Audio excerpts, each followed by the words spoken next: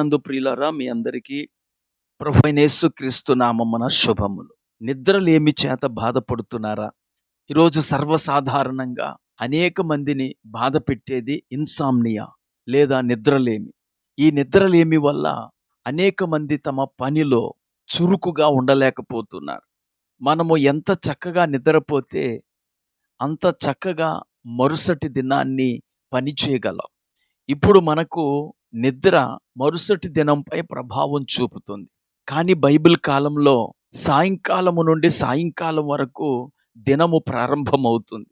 లేవీకాండం 23 అధ్యాయము 32 వచనంలో ఆ నెల 9వ నాటి సాయంకాలము మొదలుకొని మరుసటి సాయంకాలము వరకు మీరు విశ్రాంతి దినముగా ఆచరింపవలెను అని దేవుడు ఇశ్రాయేలీయులకు ఆజ్ఞ ఇచ్చాడు. కనుక ఇశ్రాయేలీయులకు ఒక దినము సాయంకాలము నుండి మరుసటి రోజు సాయంకాలం వరకు ఉంటుంది. గనుక ఆ రోజు వారు చక్కగా నిద్రపోతేనే ఆ రోజు వారు పనిని బాగా చేయగలరు. ఈ మధ్య ఒక సంస్థ యొక్క నిర్వాహకులు ఒక కంపెనీ ఉద్యోగుల యొక్క అలవాట్లను సర్వే చేశారు.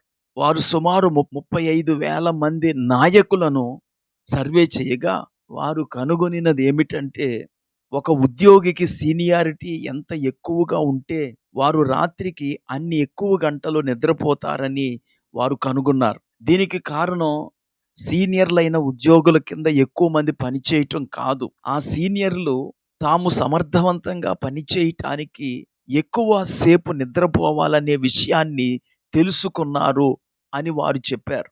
ప్రియులారా, ఈ రోజుల్లో అనేక మందికి నిద్ర సరిగా పట్టడం లేదు. వారు సరిగా నిద్రపోకపోవటం వల్లనే ఆ మరుసటి దినం వారు సరిగా పని చేయలేకపోతున్నారు. సాధారణంగా నిద్ర పట్టకపోవడానికి గల కారణాలు అనేకం. మొదటిది మానసిక కారణాలు. ఆందోళన చెందటం, యాంగ్జైటీ, ఎక్కువగా ఆలోచించటం, ఓవర్ థింకింగ్, డిప్రెషన్ మరియు టెన్షను, భయం. ఇవి మన మనసును ప్రశాంతంగా ఉండనివ్వో, అందుకు నిద్ర రావటం కష్టమవుతుంది. కొన్నిసార్లు మన జీవన శైలి ఇన్సామ్నియాకు లేక నిద్రలేమికి కారణమవుతుంది. రాత్రులు ఎక్కువగా మొబైల్ లేదా టీవీ చూడటం, కాఫీ టీలు ఎక్కువగా తాగటం, ఇవన్నీ నిద్రపై ప్రభావం చూపుతాయి. ఇక శారీరక కారణాలు కూడా ఉన్నాయి. అనారోగ్యము, థైరాయిడ్ సమస్యలు, శరీర నొప్పులు, జ్వరం, అలసట, ఇవన్నీ కూడా నిద్ర సరిగా పట్టకపోవటానికి కారణాలు. మరికొంతమందికి అయితే మందుల ప్రభావం వల్ల నిద్ర సరిగా పట్టదు. ఇక చివరిగా పాప భారం వల్ల సరిగా నిద్ర పట్టదు. చేసిన పాపాలు వెంటాడుతూ ఉండటం వల్ల అనేక మంది నిద్ర పట్టకుండా ఉంటారు. కనుక ఏదేమైనప్పటికీ మనము సరిగా నిద్రపోవటానికి మన ప్రభువును ఆశ్రయించాలి. యేసు ప్రభు వారు ఇలా అన్నారు, ప్రయాసపడి భారము మోసుకొని పోతున్న సమస్త జనులారా నా యొద్దకు రండి, నేను మీకు విశ్రాంతినిస్తాను అని. అలాగే దావీదు భక్తుడు కీర్తన 4:8 ఎలా అంటాడు, యెహోవా నెమ్మదితో పండుకొని నిద్రపోవుదును, నేను ఒంటరిగా నుండినను నీవే నన్ను సురక్షితముగా నివసింపచేయుదువు. ఈ మాటలు వింటున్న ప్రియ స్నేహితుడా, సోదరి, దేవుడే మనలను సురక్షితంగా నివసింపచేసే దేవుడు. గనుక నీ భారమును యెహోవా మీద మోపండి. అప్పుడు మీరు ప్రతి రాత్రి చక్కటి నిద్రను అనుభవిస్తారు. ఒకవేళ ఒప్పుకొనని పాపాలు ఏమైనా ఉంటే ఒప్పుకొని విడిచిపెట్టండి.